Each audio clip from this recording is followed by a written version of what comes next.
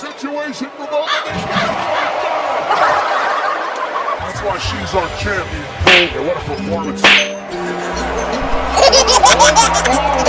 look at it.